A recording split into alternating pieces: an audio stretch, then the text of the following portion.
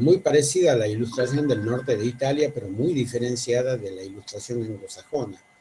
Y también de la ilustración teutona, o sea, de la ilustración de lo que uno podría llamar los territorios de Alemania. Incluso hasta la cercanía que tiene con los Países Bajos y con Flandes, la Revolución Francesa tiene una particularidad fundamental y esa particularidad está dada por la presencia de un teórico muy interesante de un movimiento, que es el movimiento de la Ilustración, que es, ¿no es cierto?, el marqués de Caritat, ¿no?, y cuyo nombre de guerra, su nombre de guerra era Condorcet, y que es el primero que va a teorizar sobre la educación pública, la formación del ciudadano, la diferencia que es muy fértil entre educación e instrucción. Y bueno, todas estas cuestiones son las cuestiones que nos han llevado a detenernos un poco más en el análisis de la Revolución Francesa.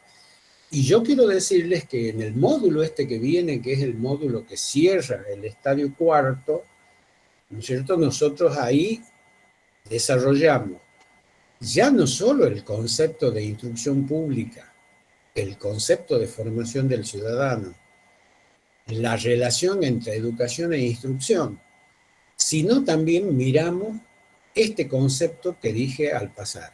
¿Qué supone, qué exige, qué requiere, qué ejercicio intelectual implica hablar de la formación del ciudadano?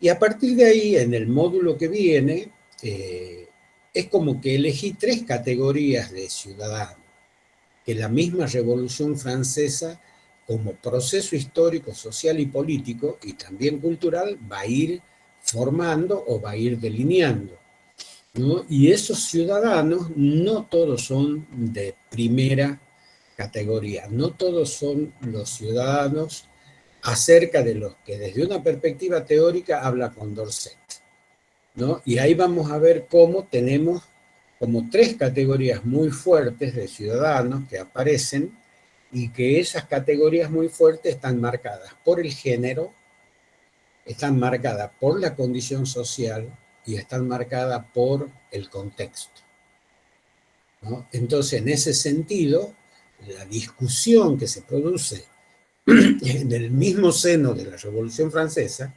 en las mismas entrañas de la propia Revolución Francesa, es acerca de cuál es la noción de ciudadano que se admite, que se impone y que de algún modo la revolución sacraliza. Bueno, es la noción del ciudadano, por más duro que parezca, por más terrible que parezca, es la noción del ciudadano varón.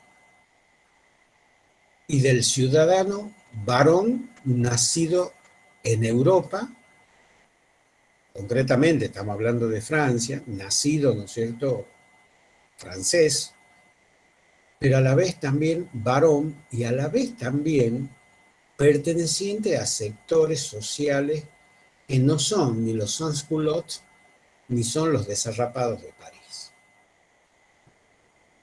Entonces, esta noción de ciudadanos no es una noción abstracta ni es una noción igualadora de las diferencias sociales como se pretende. Desde el discurso de la instrucción pública que habla de ciudadanos libres e iguales, al deconstruir, por así decirlo, ese enunciado que me parecía muy lindo como enunciado, pero al abrirlo, al deconstruirlo, ¿no es cierto?, al viviseccionarlo, cortarlo en pedazos, analizarlo, ¿no es cierto?, uno ve que en el proceso revolucionario francés subsisten varias condiciones de ciudadanía, o podríamos decir de otra manera, un conjunto heterogéneo de habitantes y habitantas son protagonistas de ese proceso revolucionario. Y ese proceso revolucionario les va a marcar, siendo progresistas, siendo antiabsolutistas, planteando la igualdad, planteando la fraternidad, ¿no es cierto?, planteando el concepto y la noción de libertad, en realidad les va como a dar una sorpresa cuando en el proceso de construcción de ciudadanía aparezca fuertemente marcado, primero, el género.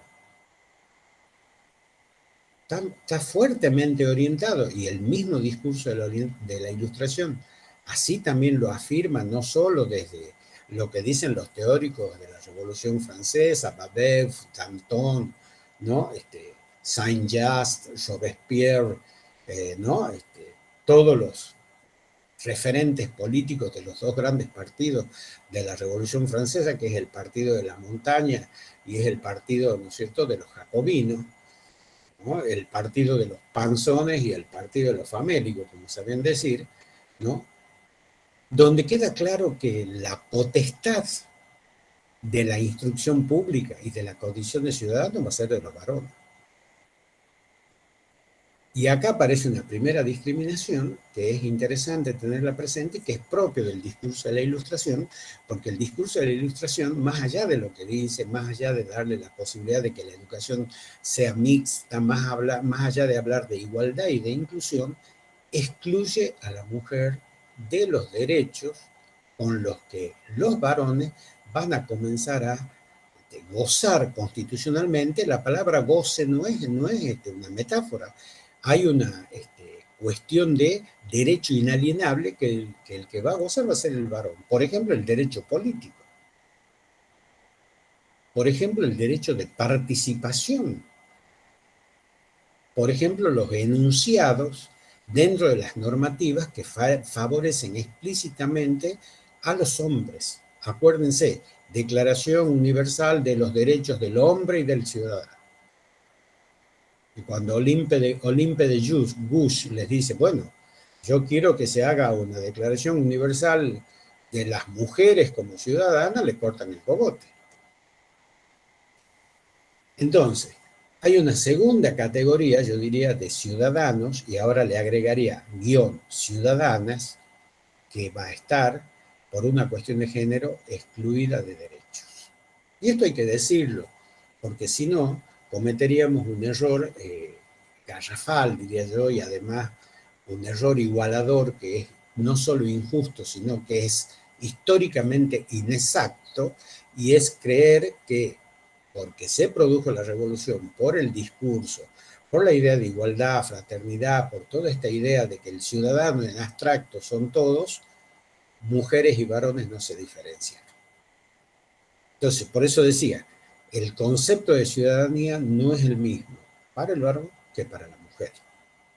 Y acá aparece una primera discriminación interesante a tener en cuenta en este proceso de construcción, que no solo es teórico, es político. Y aunque se morigere, porque hay que recordarlo también, educativamente, en tanto y en cuanto si se recibe de manera igualitaria a la mujer y al varón en las escuelas, esto de la coeducación, si funciona, ¿no?, adecuadamente, no es menos cierto de que los derechos políticos, los derechos de participación, los derechos de elegir y ser elegida, son conculcados. O al menos no son tenidos en cuenta, y cuando se puede, no son considerados. Por eso mismo también he sugerido en este trabajo que viene que vean una película que se llama Los Miserables, que es una novela de Víctor Hugo, muy famosa, ¿cierto? Víctor Hugo es un gran escritor, uno de los grandes escritores del realismo social francés, ¿no? Como Honorato de Balzac, ¿no es cierto?, como todo lo Marcel Proust, ¿no es cierto?, toda la tradición, ¿no?, literaria francesa post-revolucionaria, y que entre 1789 y todo el siglo XIX en su conjunto va a producir grandes escritores, ¿no?, los grandes novelistas franceses, que son expresión de ese realismo social hasta trágico. Bueno, una novela de Víctor Hugo que se llama Los Miserables, que se hizo película y que tiene múltiples versiones, pero que yo elegí la película, tomen nota del año, va a estar en el indicador del trabajo,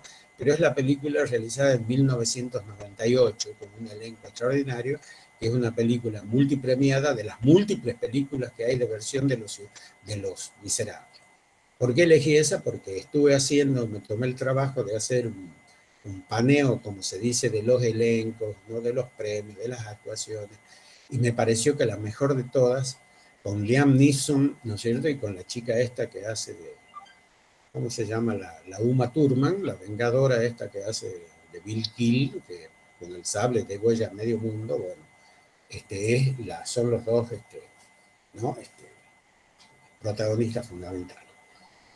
Y ahí se ve claramente esto que yo les digo. Por eso les traigo a colación la película esta de ficción, ¿no? Ahí se ve, yo no quiero, no le voy a contar toda la película, porque si no, no la van a ver, pero es la historia de una mujer desvalida, de una mujer desvalida que, ¿no? En el mare magnum de la Revolución Francesa se acentúan, a pesar de los cambios, de las transformaciones, sus posibilidades, ¿no es cierto?, de afianzar sus derechos como mujer.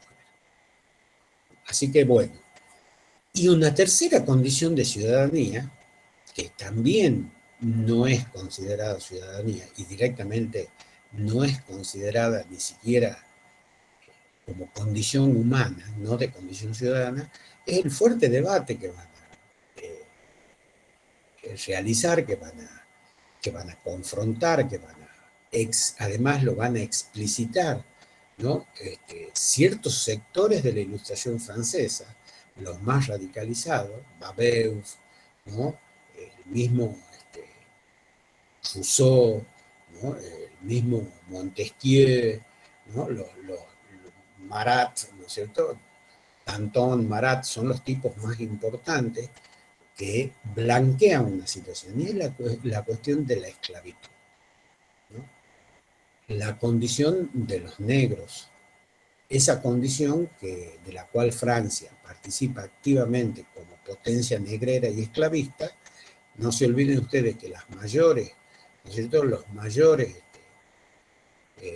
partidas, las mayores, ¿no es cierto?, cantidad de barcos con negros para la trata que traían, lo traían en muchos casos los franceses a las Antillas. No se olviden que las Antillas, entre ellos hasta que Jamaica, ¿no es cierto?, les arrebata a los franceses el control de esa gran isla, para el desarrollo de la industria azucarera, para el desarrollo de la producción azucarera.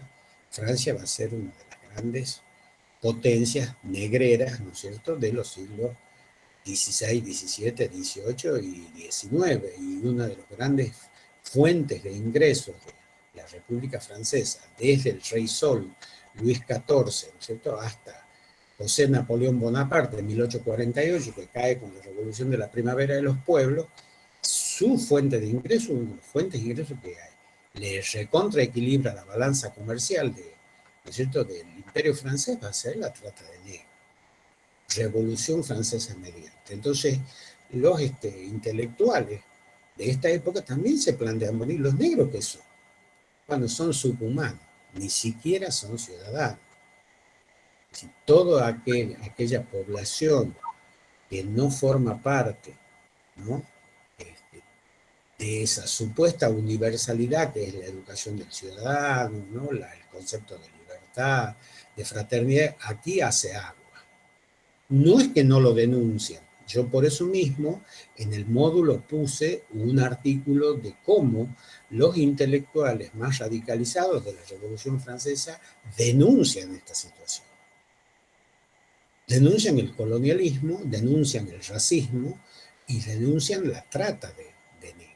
Entonces, para que nosotros no nos hagamos ilusiones, chicos y chicas, para que no miremos en abstracto todo este proceso, también hemos incluido qué significa la noción del ciudadano, o quiénes son los que adquieren la condición, si ustedes quieren, de ciudadano pleno.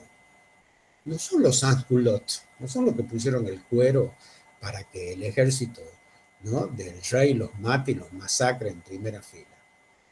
Tampoco son las pobres mujeres como Olimpia de Gouges, ¿no es cierto? Olimpe es uno, y Olimpia es castellanizado su nombre de Gouges, ¿cierto?, que lucharon a la par de los hombres, que muchas de las mujeres formaron parte de la toma del Palacio de las Tullerías, ¿no?, que como cuenta, no he podido encontrar una película sobre Olimpia de Gouges, pero sí encontré un video sobre las mujeres y la Revolución Francesa, que también lo pongo en el módulo. Prácticamente lucharon a la par del hombre, aunque no se les reconocieron iguales derechos a la hora de establecer las leyes, ¿no?, y los principios normativos de la nueva república. Entonces, una primera cuestión para ir cerrando este tema es esto. ¿Y por qué nosotros descendemos a estas profundidades? Porque acá aparece una cuestión del concepto de instrucción pública que nosotros tenemos que manejar. ¿Hacia qué ciudadanos se dirige? ¿Qué ciudadanos va a formar? Me hace un poco acordar, haciendo una especie de analogía, con la democracia griega. La democracia griega solamente era para los ciudadanos griegos, no para los extranjeros, no para los metecos, no para los esclavos, no para las mujeres. Una democracia con un purismo, ¿no?, interesante de analizar, pero que al mismo tiempo, y esto también es muy importante ver, hay una especie de dicotomía, y eso lo leí de un gran intelectual, un tipo muy interesante, José Sassbon, lamentablemente muerto muy joven, que tiene un trabajo que se llama, y ahí lo cito en el módulo, ¿no?, Las cuestiones de género y de la mujer en la Revolución Francesa. Si ustedes quieren lo puedo subir, es un poquito largo, pero lo puedo subir al Facebook, si les interesa, después me dicen. Y él plantea cómo, ¿verdad?, el tema de las ciudadanías no son iguales, lamentablemente. No hay igualdad en esto, hay como una contradicción. Y todo eso nosotros lo tenemos que ver porque la instrucción pública, si bien es una bandera y es un logro muy importante, cuando nosotros analizamos sus particularidades nos damos cuenta que navega en las contradicciones propias de una concepción de sociedad, que es la concepción que nosotros no podemos obviar, que es la concepción burguesa y capitalista. Y los franceses están llevando adelante una revolución burguesa y una revolución. Y al afianzar los intereses de la burguesía, afianza también, nutre y desarrolla un modo de productivo que por su misma naturaleza es excluyente, que es el modo de producción capitalista, en tanto no solo genera plusvalía, ¿no es cierto?, y no tanto genera dinero y riqueza, capital acumulable para los burgueses, y al mismo tiempo, por oposición, genera un marco de desigualdad, ¿no es cierto?, un marco de exclusión y un marco de explotación para las clases no esenciales. Por supuesto, la prédica de Condorcet apunta a encontrar un punto de equilibrio, valga la redundancia, entre esa desigualdad económica y la posibilidad de la igualdad política. Y yo creo que ahí está su mérito, ¿no? Frente a la desigualdad económica, vuelvo a repetir, lo que se busca es equilibrar la balanza por el lado de la igualdad política, pero solamente lo va a lograr desde el lugar, ¿no?, de los derechos civiles que se le imponen y que logran y que se favorecen fundamentalmente los varones. Las mujeres van a seguir una larga lucha hasta el siglo XX, donde recién en el siglo XX, y en el caso nuestro en la Argentina, recién a mediados del siglo XX, van a conseguir y van a conquistar derechos como el voto, la participación política, ser incluidas en las listas de candidatos, bueno, todos los derechos políticos y sociales que ya sabemos que en la Argentina se logran a mediados recién del siglo XX. Lo digamos de otra manera, las revoluciones burguesas fueron muy interesantes, pero muchos de sus logros y enunciados no se concretan de manera inmediata, se concretan con el tiempo. Si bien existen como enunciados, como principios, como deseos políticos, ¿no es cierto?, esas concreciones van a ser producto de una larga data, de una larga marcha, que recién en muchos casos se van a concretar tiempos después. Sin embargo, lo que nosotros no podemos negar, y eso lo decía recién, es que estas revoluciones burguesas van a abrir la cuestión social, ¿no? Van a aparecer sujetos históricos hasta acá totalmente negados, ¿no?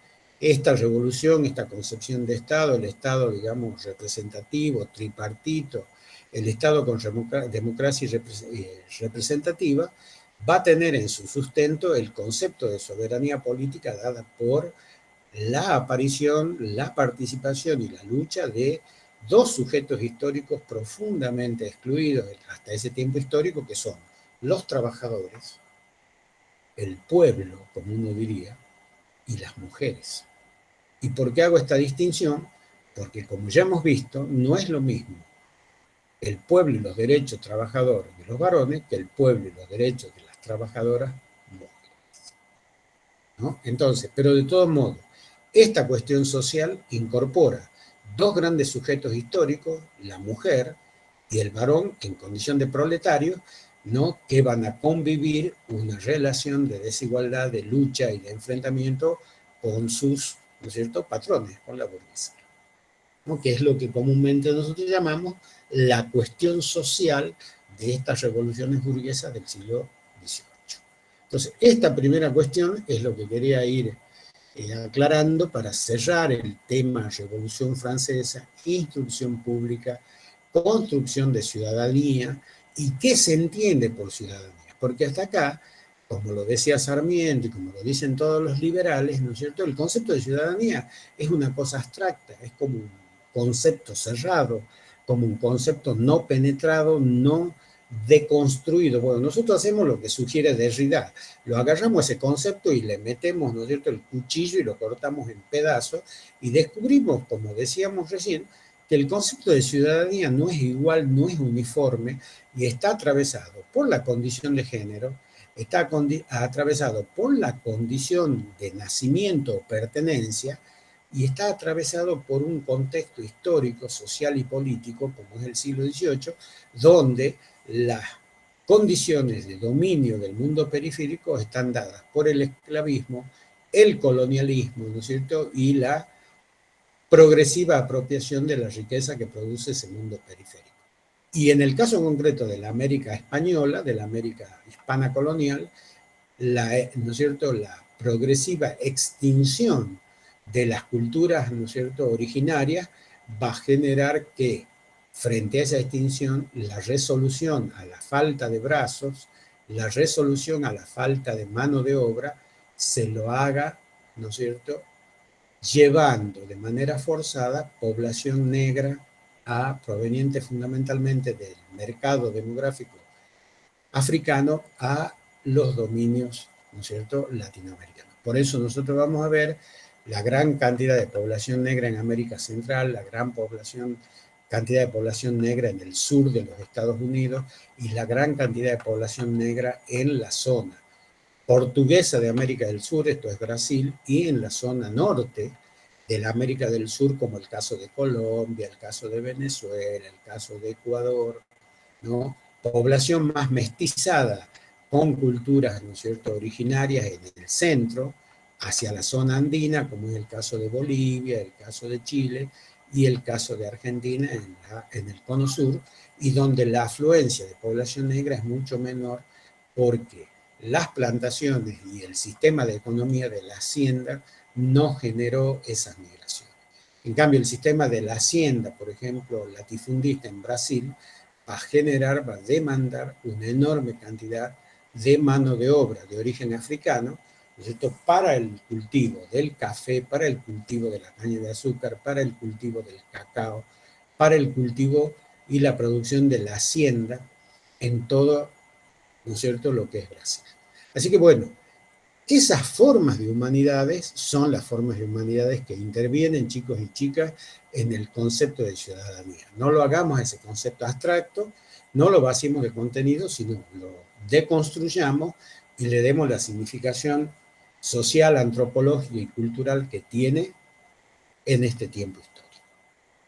Y esto nos lleva a que nosotros nos vamos adentrando, ya cerrando las particularidades, el impacto y las connotaciones que tiene la Revolución Francesa, no solo en cuestiones de género y no solo en cuestiones sociales y culturales, sino en cuestiones estrictamente pedagógicas. Nosotros nos vamos deslizando imperceptiblemente, vamos entrando a finales del siglo XVIII y a comienzos del siglo XIX, donde se inicia un periodo de pensamiento, reflexión, crítica, análisis, ¿no?, y que tiene un fuerte marco político que está dado en América Latina y en Europa por lo que se llaman los procesos de transferencia de las revoluciones nacional democráticas, por los procesos de expansión y transferencia de las revoluciones burguesas que adquieren el tono de revoluciones nacionales y democráticas, llamamos, porque a las áreas periféricas de Europa y de América Latina.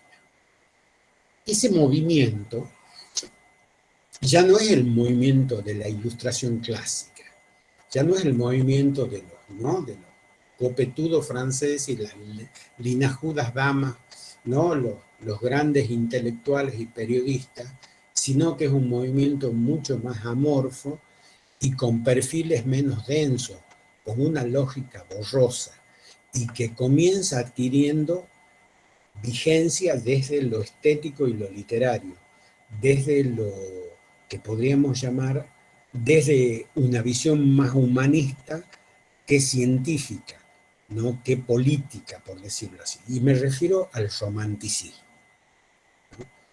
Nosotros tenemos que a fines del siglo XVIII comienza a aparecer en Europa, también fruto de un serio cuestionamiento, ¿no? Al racionalismo tan fuerte, a este racionalismo tan pragmático de la Ilustración, comienzan a aparecer los signos, los discursos disidentes, los cuestionamientos a ese racionalismo tan, ¿no? duro, a esa historia donde la única capacidad humana de conocer está dada a la razón, la única herramienta transformadora de la realidad en el siglo de las luces es la razón que te permite pensar, actuar, calcular, ¿no? deducir, construir.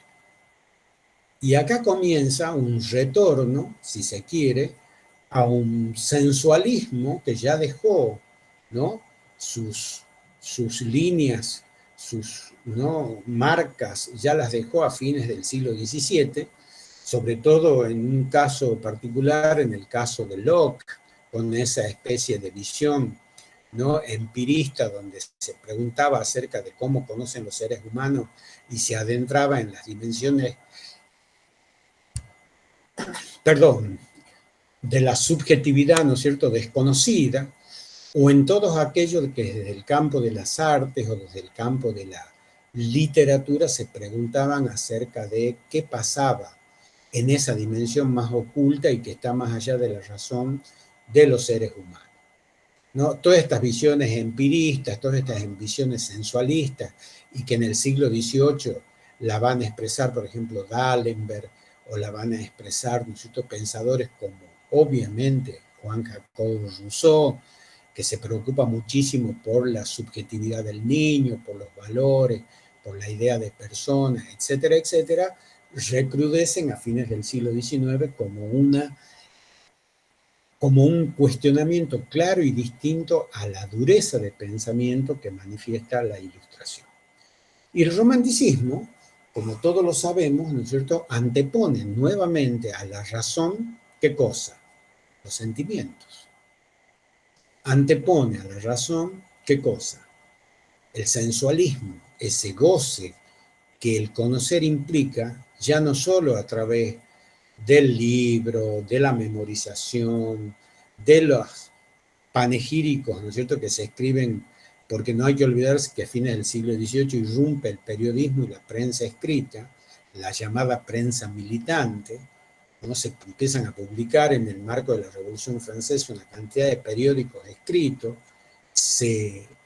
el papel se universaliza como un material más barato, susceptible de producirse en grandes cantidades, y también la tinta. Entonces es el tiempo donde se populariza, se vuelve como una cuestión más accesible a todos los sectores sociales, el concepto de la cultura de la letra escrita, ¿no? Esa cultura de la letra escrita que se va a transformar obviamente en una galaxia de conocimiento.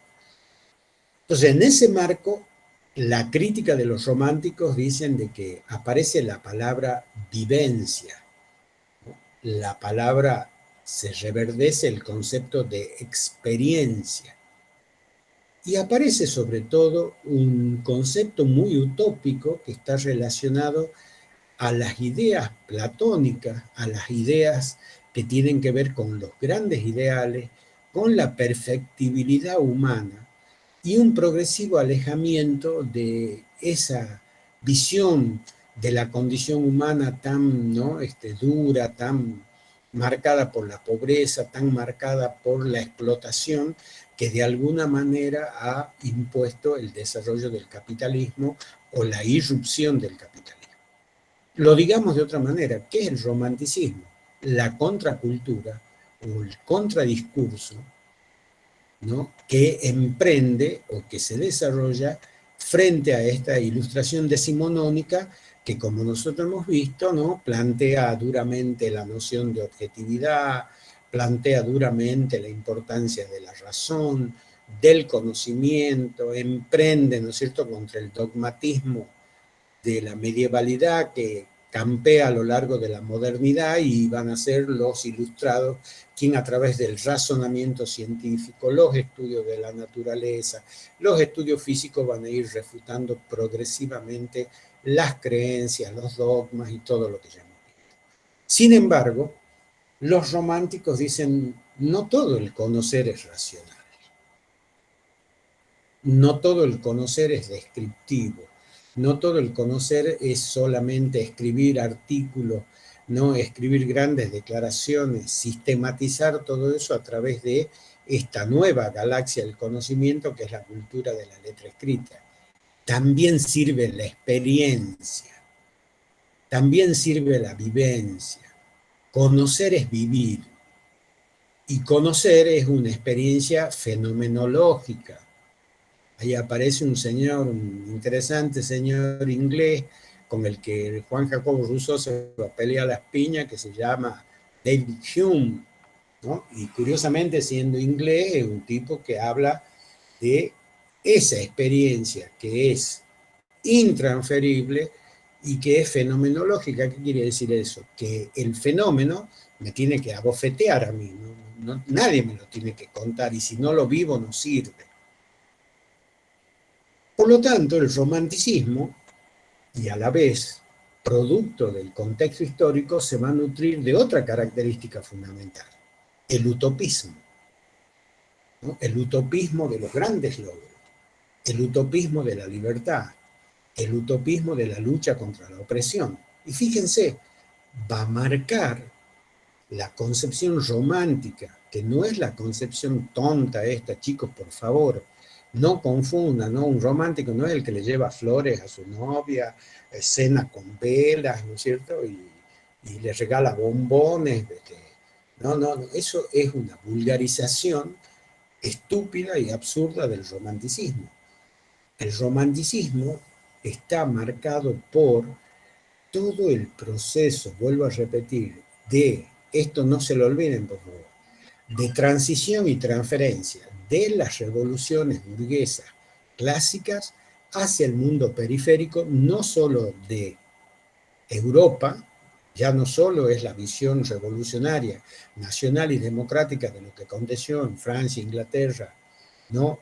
Países Bajos y todos los demás, sino cómo ese proceso comienza a trasladarse a la Rusia zarista, a Grecia, a la Europa central magiar, a la Europa de los Balcanes, a la Europa, ¿no?, del sur mediterráneo, que es toda la Europa del sur de Francia, y a la Europa peninsular de la Iberia, a España y Portugal. Es decir, sale esa concepción de las revoluciones burguesas, sale de su centralidad metropolitana y se comienza a transferir, ¿no es cierto?, a la periferia marginal, no solo en Europa, sino también en el mundo periférico. Y ese proceso lo vamos a vivir nosotros entre 1750 y 1830 acá en América Latina. Desde que Carlos III expulsa a los jesuitas, desde que se inicia el periodo colonial tardío, desde que se inicia la crisis irreversible del poder español en América, y comienzan a aparecer en América Latina una generación de revolucionarios, de Latallas, de Simón Bolívar, de San Martín, de Monteagudo, de Castelli, de Mariano Moreno, de Belgrano, que son románticos. Y que son románticos porque no solo son utopistas, sino que anteponen todas las cuestiones personales, materiales y de intereses relacionales a esa utopía y están dispuestos a despojarse de todo eso con tal de lograr sus principios, con tal de lograr los objetivos que se proponen como personas, donde ese romanticismo también es constructor de las nacionalidades oprimidas, ¿no? Entonces, ¿qué tenemos? Ya no solo tenemos, como decía Fichte en los discursos a la nación alemana, ¿no? O como, hablando acá del mundo periférico, escribía Mariano Moreno en el Plan Revolucionario de Operaciones, ya no solo tenemos políticos decididos, sino políticos románticos, políticos que están dispuestos a dar todo, incluida su vida, por la causa, ¿no? Esa causa no es otra que la revolución independentista. Y San Martín va a ser un romántico a su modo, más cauto, ¿no? Pero un romántico al fin, porque entrega, sacrifica, no la ve a su esposa, no ve que su esposa enferma muere de tuberculosis con apenas 27 años, estando él, ¿no es cierto?, en campaña en el Perú. Es un tipo que ha renunciado a todo por la causa y lo mismo que Belgrano. Belgrano que muere de hidroplesía a los 50 años, enfermo, también va a dejar a su hija, también no va a querer compromiso con ¿no?, la madre de su hija, porque todo lo antepone la revolución. Entonces, el romanticismo es un fenómeno que en primer lugar, por el contexto, no solo surge como crítica a la ilustración, sino es causa, es alimento ideológico del proceso de construcción de las nacionalidades periféricas, de la lucha de las nacionalidades periféricas contra los opresores monárquicos que todavía, ¿no es cierto?, existen en Europa y que extienden en muchos casos, como es el caso nuestro en el Río de la Plata, esos poderes hacia continentes que son muy lejanos. La lucha de nuestros románticos, Belgrano, San Martín, ¿no?, Mariano Moreno, si ustedes leen las cartas de Moreno, o si ustedes leen, ¿no es cierto?, su correspondencia con su esposa que le sigue escribiendo y no sabe que ha muerto durante casi un año más, y le dice, ¿por qué no me contestas mis cartas? No sabe que ha muerto envenenado en alta mar, ¿no es cierto?, por los agentes del espionaje británico, y han tirado su cuerpo al mar sin avisar a nadie. Entonces su esposa le dice, ¿por qué no me contestás? ¿Por qué no contestás mis cartas? Claro, Mariano Moreno no va a contestar nunca sus cartas hasta que alguien le dice que ha sido, ¿no es cierto?, envenenado y asesinado por el Foreign Office, o sea, por el sistema de espionaje británico, en alta mar, Mariano Moreno, ¿no? Bueno, es el mismo caso de Belgrano, es el mismo caso de O'Higgins, es el mismo caso tanto de libertadores del continente, Simón Bolívar, como los revolucionarios de Mayo, ¿no? Son románticos. Románticos, vuelvo a decir, porque anteponen la utopía y los intereses, ¿no?, de una revolución social redentora, ¿no?, de las opresiones de la monarquía, sobre sus vidas personales, sobre sus proyectos particulares y sobre todo sobre los intereses que pudiesen, ¿no es cierto?, retardar o desviar estas causas. Eso lo tenemos en la vida de todos. Monteagudo, un tipo que murió jovencito, apuñaleado en una calle oscura de Lima. Juan José Castelli, el gran orador de la revolución, el gran jacobino de la revolución, que curiosamente, siendo uno de los grandes oradores de la Revolución de Mayo, va a morir de cáncer de lengua en 1811, tienen como un destino trágico, salvo San Martín, que llega, ¿no es cierto?, a los casi 80 años en Boulogne-de-Sumer y es uno de los últimos románticos que vive un largo tiempo. Todos los otros como que tienen una vida breve, una vida marcada por la brevedad, por la tragedia de lo breve, pero por la gloria de toda esa utopía que encarna. Entonces, el romanticismo ya no solo es un movimiento que aparece como contradiscurso a la razón ilustrada, oponiéndole a la razón ilustrada la sensitividad humana, ¿no es cierto?, la sensualidad del conocimiento, el conocimiento atravesado por la experiencia y la vivencia, sino que además está fuertemente connotado por una concepción política que tiene que ver con el concepto de libertad. De ahí su fuerte utopismo. De ahí es que va a marcar, como les decía, a ese conjunto, a ese proceso que se inicia después de la Revolución Francesa y con el advenimiento del siglo XIX, de un largo proceso de liberación, un largo proceso de lucha contra las monarquías, ya no solo de los pueblos centrales, vuelvo a repetir el concepto, sino contra las monarquías de los países, regiones o imperios periféricos. Por eso uno, cuando lo lee a Belgrano, se da cuenta en la prosa el carácter romántico que tiene, el carácter utópico, ¿no? Cuando lo lee a Mariano Moreno, o cuando lo lee a Juan José Castelli, o cuando lo lee a Monteagudo. Toda la generación de Mayo tuvo esa connotación. No todos eran utopistas. Rivadavia, que era un agente del Imperio Británico, ¿no es cierto?, de romántico no tenía nada. A ese le gustaba que suenen las monedas en el bolsillo. Y estaba dispuesto a alquilar todo, ¿no es cierto?, para entregar, como lo hizo con el primer préstamo, ¿no es cierto?, el primer empréstito y la primera generación de la deuda externa en 1824 de la banca Baring Brothers, entregando como garantía las tierras fiscales de la Pampa Húmeda, lo cual a través de la ley de enfiteusis va a dar origen a eso que nosotros conocemos como la apropiación ilegal de estos territorios y el nacimiento de lo que hoy padecemos, ¿no es cierto?, como un karma de la sociedad argentina, que es, ¿no es cierto?, la oligarquía terrateniente y sus expresiones que no solo se manifiestan en Buenos Aires, sino en todas las provincias del país. La idea del latifundio es la idea de una expresión de un colonialismo que no hemos superado y es la idea de una expresión de una forma de gobierno que ha legitimado ese orden en el sistema de tenencia de la tierra y que hoy renegamos. Porque así como los cagamos a palo a los pobres muchachos, a la pobre gente esa, ¿no es cierto?, de Guernica para sacarla, al mismo tiempo la justicia se arruga para imponer en la propiedad de esta mujer de los Echeveres el proyecto Artigas de desarrollo social de la tierra, ¿no? Para unos la ley es rápida, los favorece y los protege, y para los otros la ley, ¿no es cierto?, les da palos. Acuérdense de la frase, ¿no?, esta frase tan interesante de Galeano que dice: la justicia es como la serpiente, solo muerde a los pobres y a los descalzos, ¿no? Y así también lo sabían decir desde el lugar popular, dice: el que roba una gallina va 5 años preso y el que roba un banco es un gran señor, ¿no?, el gerente de los bancos. Así que bueno, entonces hemos dejado planteado el romanticismo. ¿Por qué?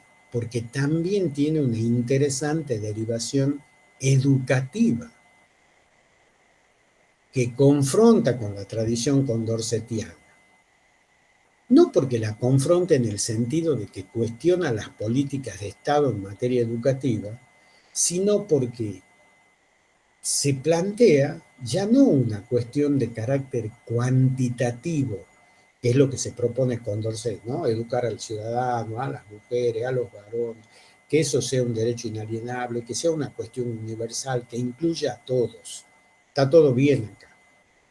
El romanticismo lo que hace es plantearse dentro de ese proceso educativo y sin negarlo, cuestiones que tienen que ver con una dimensión más cualitativa del proceso educativo, que centra la mirada, como lo hemos visto recién, ya no en un sujeto de la educación abstracto, sino que penetra en los intersticios de ese otro vocablo cerrado que se llama sujeto de la educación y también lo empieza a deconstruir.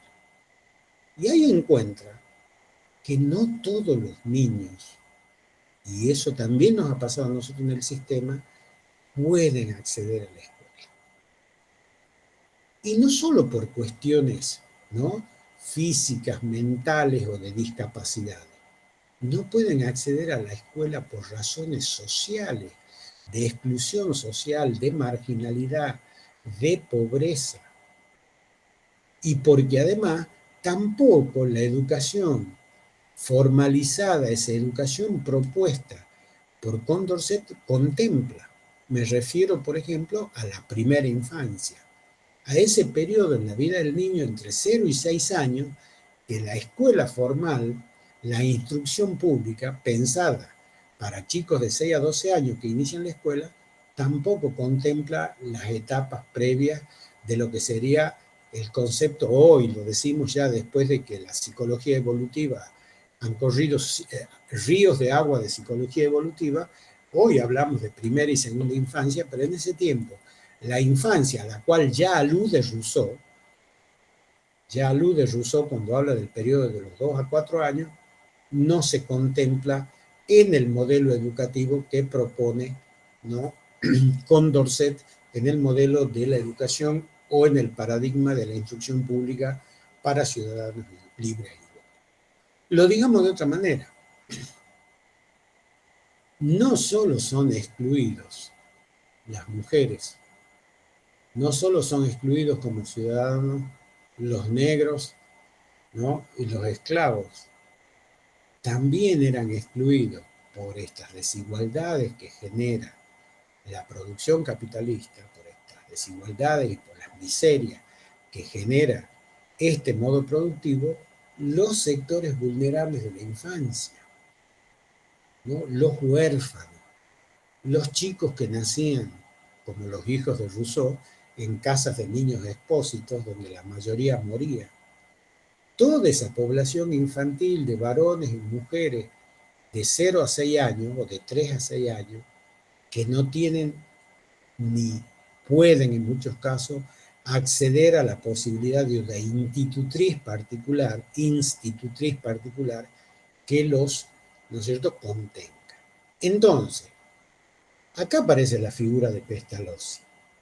Por eso Pestalozzi ya no pertenece a las concepciones de las pedagogías que, como la de Condorcet, tienen fuerte identificación con el modelo de la instrucción pública, sino que Pestalozzi va a dar nacimiento, en concordancia y continuando el pensamiento de Rousseau, a lo que se llaman las pedagogías idealistas de tono cualitativo.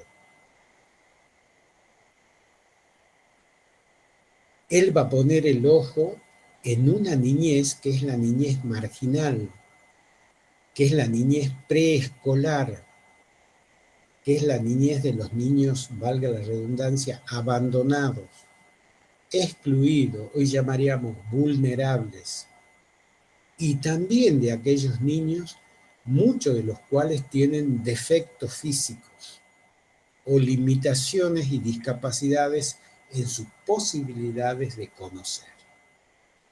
Lo digamos de otra manera, el sistema educativo pensado desde el modelo de la instrucción pública condorcetiana está pensada para, entre comillas, sujetos normales, ciudadanos que además están en condiciones de acceder a la educación. Pero resulta que no son todos, ni todos son normales, ni todos están en condiciones de acceder a ese derecho inalienable y a todo lo que decimos, defendemos y seguimos reivindicando de la educación pública. Y eso lo muestran, y eso lo va a mostrar nuestro propio sistema educativo, ¿no?, público, centralizado y estatal en la Argentina. Y yo lo voy a poner al ejemplo de la Argentina para que con ese ejemplo nosotros aprendamos.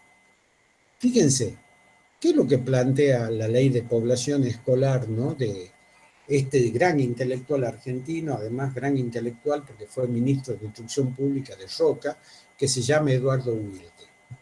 Esa población de 5 a 14 años, que tampoco contempla la primera infancia, porque tampoco había jardines de infantes en esa época, a pesar de que Froebel desde 1850 ya los desarrolla, a los kindergarten ya los desarrolla en Alemania, que plantea que esos ciudadanos, tanto varones como mujeres que acceden a la educación, van a ser fundamentalmente chicos normales, chicos sin defectos, chicos que son sujetos de incluirse en condiciones de anormalidad y sin diferencias, sin disidencias, sin notas distintivas que lo alejen de ese concepto de normalidad. ¿Qué quiero decir con esto? La escuela que nosotros conocemos, la escuela tradicional, la escuela común, la escuela pública que nosotros conocemos, no estuvo pensada para niños diferentes. No estuvo pensada para niños con problemas de entendimiento, se diría en esa época, con discapacidades motrices, con discapacidades visuales, con discapacidades auditivas. Sin embargo, el roquismo, en 1900, ¿no? Un señor que se llama Osvaldo Mañasco, ¿no? Ministro de Instrucción Pública del segundo gobierno de Roca, en 1900 va a crear por primera vez en la Argentina la Dirección Nacional de Educación de sordomudos y no videntes. O sea que el sistema por fuera sí se preocupa, pero la escuela está pensada para chicos normales. Les voy a dar otro dato que puede parecer tremendo, pero no es así.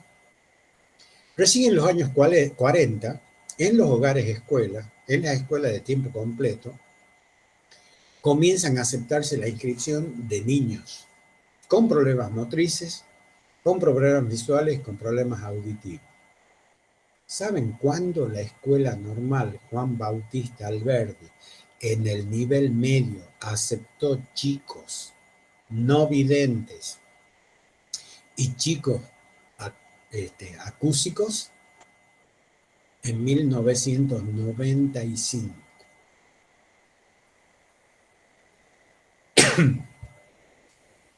Es decir, esa idea del chico igual, ¿en qué sentido igual? Es del chico normal, para ese tipo de chico estuvo pensada la educación. El chico distinto, tanto por razones de salud, podríamos decir, como por razones de conducta, era excluido de la escuela.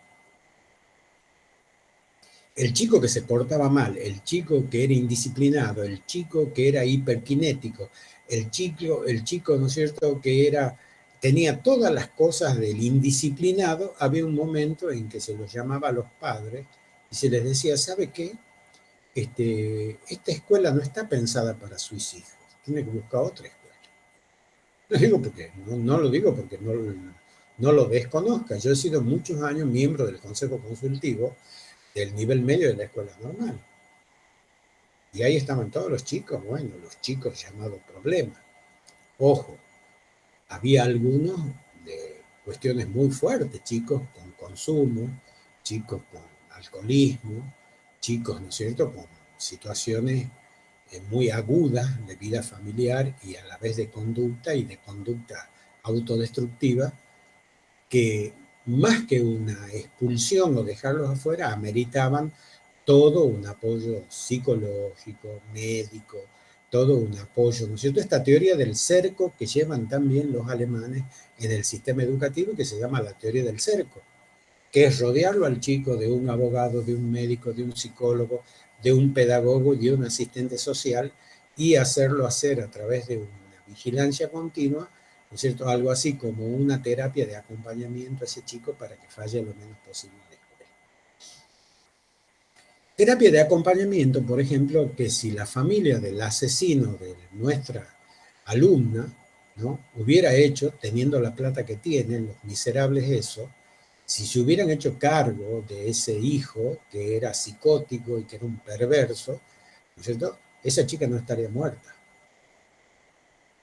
Si hubieran puesto un acompañante terapéutico que lo siga a todos lados, no importa que le paguen, porque ellos tenían para pagarle porque es una familia que está muy bien posicionada, y esa influencia de posicionamiento hizo de que actúen sobre los jueces para que los jueces, los oficiales de justicia, no hagan cumplir con la promesa del no aproximación, del distanciamiento y de todo lo demás, y de todas las denuncias que ha hecho esta chica. Es un crimen, y ese crimen no es por falta de dinero, no es por falta, es porque les interesó un carajo tener un psicótico en la familia. Y hoy se discute, y yo lo sé porque tengo contacto que me están diciendo, el fuerte juicio, la fuerte demanda judicial que la familia de la chica esta fallecida, asesinada, le va a iniciar a la familia del asesino, porque la familia del asesino también es responsable de esta cosa atroz que ocurrió. ¿Por qué? Porque se hicieron los pelotudos, porque falsearon informes, porque se escudaron en que no podían ellos obligarlo a esto o a este otro. Si vos tenés un chico psicótico, lo tenés que internar. ¿Qué te dice el estudio de la psicosis y las neurosis? ¿Por qué hay que internarlo a los psicóticos? Porque se escapan de la realidad. Mientras el neurótico tiene vínculo con la realidad, puede convivir con ella, el psicótico no. Y por eso mismo tiene que estar vigilado o si no, internado. ¿Por qué traigo esto a colación? Porque todo se relaciona, chicos. Fíjense, cuando no hay intervención y no hay control, pasa esto. Y en la escuela normal ni siquiera hubo ni intervención de control. Yo tuve 2 años seguidos un alumno no vidente, el cual después fue alumno de inglés en la facultad, y donde ese proyecto que se aplicó en la escuela se hizo sin maestra Ayo, que es la maestra que lo acompaña al chico, sin los recursos tecnológicos necesarios, tenía una máquina viejísima y horrible, que cuando él escribía en braille en el aula no te dejaba hablar porque hacía tanto ruido, y estaba librado a su propia suerte. Si no había un grupo que lo acompañaba a la entrada, a la salida, de propios chicos que se hacía voluntariamente y que lo incluían para que haga el trabajo práctico, ese chico andaba boyando. Así como boyaba los fines de semana, porque sufrían una exclusión real. Y me acuerdo que Albertito, que fue alumno de inglés y ahora ya es profesor de inglés y es profesor no vidente, me decía: profesor, a mí no me invitan a las fiestas. O sea, yo estoy con ellos de lunes a viernes, pero a la hora de la sociabilidad, a la hora de la integración, a la hora de vivir la vida de adolescente, yo no participo. Fíjense, es cruel, es triste, pero hay que reconocerlo así. Entonces, volviendo a Pestalozzi, más allá de estas analogías y de estos ejemplos que traigo a colación al presente, lo que hace Pestalozzi, que es valioso, es adentrarse progresivamente en los planos de la marginalidad, en los planos de la anormalidad, en los planos de la orfandad, en el plano de todo lo que es la llamada educación, hoy se llama así preescolar, pero hoy diríamos en la primera infancia de la niñez, que es la edad entre 2, 3, 4, 5, 6 años, que no estaba contemplada por la escuela tradicional, por el modelo de la instrucción pública. Esa es la gran virtud, ¿no? El aporte pedagógico, ustedes ya lo van a leer en detalle, yo lo estoy diciendo y le estoy planteando lineamientos que son generales, ¿no? ¿Y qué otra cosa rescata? ¿No? Así como Rousseau rescata el concepto de libertad natural, Pestalozzi en su libro de cómo Gertrudis enseña a sus hijos, rescata la figura de la madre como educadora, contenedora, como esa madre que es protectora, con la que el niño ha generado su primer vínculo, la primera imago, los primeros procesos de relación e interacción con el mundo, ¿no es cierto?, a través de la lactancia, a través de la crianza, a través del afecto que lo contiene a ese niño, ¿no? Ahí hay una cuestión fundamental en Pestalozzi. ¿Qué papel juega la madre? ¿No? ¿Qué papel juega esa figura materna en esa educación que hoy llamaríamos, para abreviar, preescolar? Pero no de niños ricos, no de niños con institutrices, sino de esos niños pobres y marginados. ¿Y qué hacer con los huérfanos? ¿Y qué hacer con los niños trabajadores? ¿No? Es la pregunta que se hace a lo largo de toda su vida Pestalozzi, y por eso primero nosotros decimos es un gran educador romántico, además porque sacrifica sus bienes, sacrifica su descubrimiento, porque él es el que lleva adelante la creación de institutos para la primera infancia famosos en Europa, como Neufeld, por ejemplo, o granjas, ¿no? Trabajos en granjas educativas en Europa, como lo hace en Suiza, de cuestiones que él no patenta, porque no existía el patentamiento de esa época, y todos lo empiezan a usar siendo sus propios descubrimientos, y él quedando en la ruina, como hace la monarquía alemana, ¿no? Los distintos varones, condes y la nobleza alemana que lo llaman, le copian lo que él hace, pero nunca le pagan sus patentes o las patentes o los créditos que él tiene. Un tipo que muere pobre, un tipo que lucha toda su vida panza arriba a favor de contenerlo a los niños y que lleva, ¿no es cierto?, en sus genes esta idea de lo que es el maestro. Pero ya no ese maestro de grado tradicional, sino ese maestro organizador de la sociedad, ese agente cultural, ese sujeto atravesado por un romanticismo despojado, cuya utopía fundamental es recogerlo a los niños, educarlos, contenerlos y darle una mayor calidad de vida, proporcionarle dentro de lo posible, dentro de la miseria y dentro de las privaciones, una mayor calidad de vida. Lo digamos de otra manera, con Pestalozzi no es que se descubre, pero sí se evidencia esa infancia, esa primera infancia pobre y desvalida. Esa primera infancia que empieza a parir el capitalismo salvaje, ese capitalismo que se impone raudamente en las sociedades de este mundo que comienza el siglo XIX, tanto en Europa como en América Latina. Y ya vamos a ver en la clase que viene, cuando entremos al siglo XIX y entremos a la última unidad didáctica que vamos a dictar de la materia, cómo, ¿no es cierto?, lo van a acompañar otras experiencias pedagógicas que van a centrar su mirada en los sujetos marginales. Y acá me adelanto, por ejemplo, todo lo que se conoce como el sistema lancasteriano, como la educación de los monitores, ¿no? Todo aquello que tiene que ver con recuperar esos chicos que son chicos heterodoxos y chicos marginales. Lo digamos también de otra manera, la cuestión social de la infancia desvalida, de la infancia excluida, de la infancia no normal, también aparece en la sociedad. Y hay que darle pelota, o por lo menos alguien se tiene que ocupar. La escuela, la instrucción pública, está todo bien, es para sujetos libres e iguales, y yo diría normales. Bueno, de la normalidad, ¿quién se ocupa?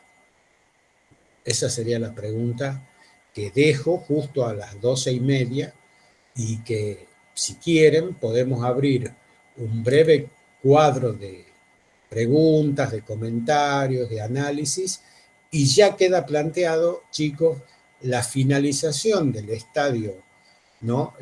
4, y entramos ya raudamente al estadio 5, que es el último de la materia que vamos a dictar. Ya después le vamos a decir cómo va a ser el trabajo final, sobre qué se va a ocupar, ¿no? En otro encuentro tenemos que tener nosotros claro un conjunto de fechas para ustedes proponerles cómo va a ser el cierre del año, y, ¿no es cierto?, en esas pautas vamos a ver todo el tema de las regularidades, todo el tema de los exámenes, todo el tema del trabajo final individual que tienen que hacer, porque al no haber parciales, tienen que hacer un trabajo individual final que les permita a todos los que han cursado en condición regular acreditar la materia. Y también vamos a ver las excepciones y cómo funciona todo esto, porque este mundo, chicos y chicas, está culo para arriba. Nosotros no podemos, disculpen el término poco académico, no todo se ha trastocado. Entonces, lo que sí nosotros queremos, lo que sí nos proponemos y lo que sí pensamos como propósito fundamental, porque es un propósito pedagógico, es la idea de que acá no se pierda nadie, de que acá no se vaya nadie, ¿no? De incluir a la mayor cantidad de chicos y chicas en este proceso, de darles oportunidad, de darles la posibilidad, de darles, ¿no es cierto?, una mano en lo posible, siempre tratando de no vulnerar las cuestiones académicas, porque un encuadre tenemos que tener para que todos y todas no se vayan, sino que se queden, ¿no? Para que todas y todas y todos y todas puedan acreditar la materia con el mejor sistema posible.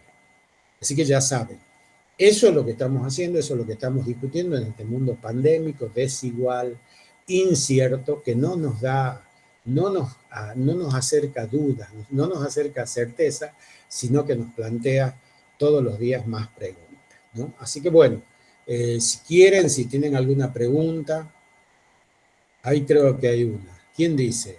Carmen Tuma, ¿para cuándo sería el trabajo individual? Más o menos, ¿qué fecha? Me encanta cómo escribe eso de más o menos. No está bueno, es un castellano buenísimo. Lo voy a copiar. La materia, tradicionalmente, para los alumnos, siempre termina con para los que promocionan sobre todo, con un examen integrador final. Este año, como no hemos tomado parciales, no me parece que sea parte de lo que se conocen como las pedagogías, ¿no?, para contextos virtuales, salvo materias muy específicas y con sistemas de toma de parciales muy especiales que a mí me parece que no van con una materia cultural, histórica, no van sinceramente, porque tendríamos que hacer múltiple choice, una serie de cosas que a mí particularmente no me gustan.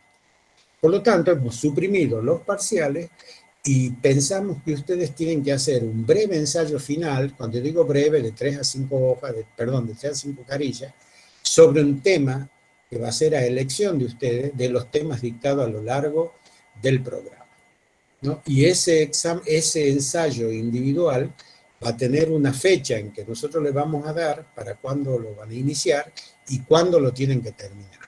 Es un tema a elección de ustedes, de un punto del programa que se dictó, no del programa que no se dictó. Es decir, no le vamos a pedir temas del siglo XX, por ejemplo, ¿no? Porque obviamente no vamos a llegar. No sé si me sigue, no sé si contesto la pregunta de la señorita Tuma. ¿Está contestada? Y la fecha usted me dice más o menos. Bueno, más o menos es tan ambiguo eso de más o menos. Yo le diría entre mediados de noviembre y hasta mediados de diciembre, así muy globalmente, ¿me entiende? Como para cerrar el año. O mediados de noviembre y los primeros días de diciembre para cerrar el año. No sé si hay otra pregunta, no sé si quieren agregar algo, Liz, Susana. Profesor, quería preguntarle, usted ya se introdujo en Pestalozzi, Sí. si lo va a desarrollar más en la clase que viene. Por supuesto, acá solamente le estamos dando los sanguchitos del aperitivo, ¿no? Muchas gracias. En realidad, Pestalozzi, yo lo he planteado en estos términos y les he puesto 2 materiales que los he buscado mucho porque los conocía, los he encontrado y los he puesto en el módulo que ya lo tengo listo, que probablemente esta tarde lo suba, que es el módulo que cierra la unidad. Pestalozzi yo lo he planteado así porque él, al continuarlo a Rousseau, es como que inicia el ciclo de las llamadas pedagogías idealistas, pero como a mí no me gusta mucho la concepción, la idea, el nombre idealista, porque más se remite a lo filosófico que a lo pedagógico, yo diría que es como aquel que inicia las pedagogías cualitativas. Ese otro tono educativo que de modo paralelo, aunque no dominante, no hegemónico, se desarrolla a lo largo del siglo XIX frente al modelo de la instrucción pública, ¿no? Al gran modelo de la instrucción pública que se vuelve dominante, universal, que atrapa la mirada de todos y que es una preocupación y que yo la entiendo esa preocupación. No es como la contracara del modelo de educación dominante, del modelo de educación tradicional, de lo que Condorcet ha denominado, ¿no es cierto?, el modelo de la instrucción pública. Y Pestalozzi tiene para mí la virtud que dentro de la contemporaneidad del siglo XIX, del fin de del comienzo de las revoluciones burguesas y de la crítica a la Ilustración, él se empieza a plantear cuestiones, como les decía, que no están dadas por la cantidad de chicos que van a la escuela, la cantidad de varones sanos, sino se plantea otra mirada de la sociedad, como su contracara, ¿no? Como ese otro rostro no tan visible de la sociedad y que está habitado por muchos chicos, aunque nosotros no creamos, y concretamente todos esos chicos de 3 a 6 años que hasta ese momento no estaban contemplados por las normativas de la educación llamada, ¿no es cierto?, condorsetiana. Entonces de eso se trata. Es como iniciar a comienzos del siglo XIX el otro discurso paralelo, ¿no es cierto?, que va a correr paralelo, que va a correr de manera contemporánea con el desarrollo de las pedagogías llamadas tradicionales o con el modelo educativo, el desarrollo del modelo educativo tradicional.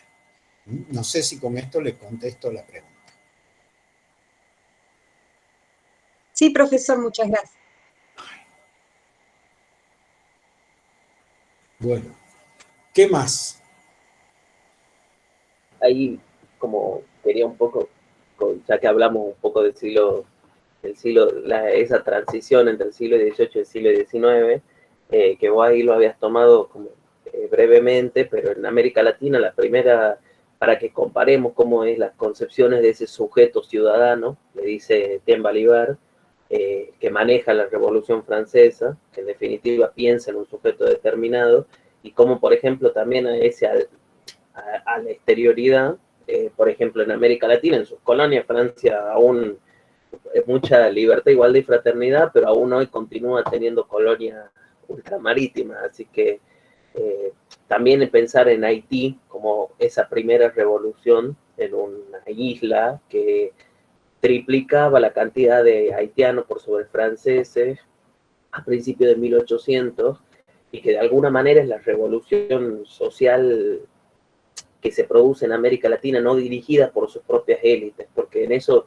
es interesante, y ahí vamos viendo los matices de la historia, como en Argentina, bueno, en las provincias unidas del Río de la Plata, a principios del siglo XIX, la revolución es más que ese relato de escuela primaria, de esa cuestión de los próceres y eran todos buenos y querían la libertad, sino también cómo confluyen esos otros intereses y cómo también eso es parte de la propia historia, no es ni malo ni bueno, es un hecho en sí mismo.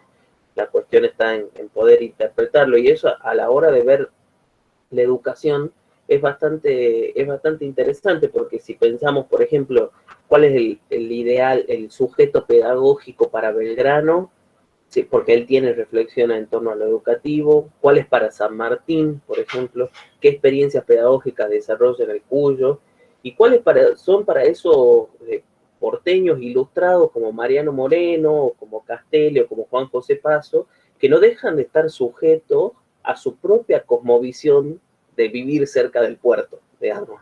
Y eso también influye a cómo creen que se debe educar una nueva república. Y sin ir más lejos, la creación del Colegio de Ciencias Morales en 1823 expresa muchas de esas tendencias de la ilustración, de una cuestión deísta, reflexiva sobre la cosmovisión pedagógica. Al mismo tiempo, eso no incluía a todos. En ese sentido, si lo pensamos con los ojos de qué incluye más, ese formato, por más de avanzada que parezca, no generaba inclusión a los sujetos que ellos consideraban no pedagógicos. Para ellos existía un modelo educativo, un modelo de instrucción, de formación de oficio. La educación, la formación del sujeto, solo corría para quienes habían nacido con sus propias condiciones. Y eso también es parte de estos matices de la historia. Y poder pensarla más allá de los binarismos, digamos, poder pensar más allá de si eso era bueno o malo. Eran sujetos de su época. Eso nomás. Y acá, si alguna vez tienen la posibilidad de leer este libro que Liz organizó en el año 2016, una hermosa experiencia, con la Dirección de Educación Superior, y Marcos Rosenberg trajo a presentar, Daniel estaba también ahí en la organización, Yo se lo Conmigo. presenté un libro en la facultad. Claro, claro, ese día. Era miembro del triunvirato. Después había un ensayo, ¿no? ¿Puede ser?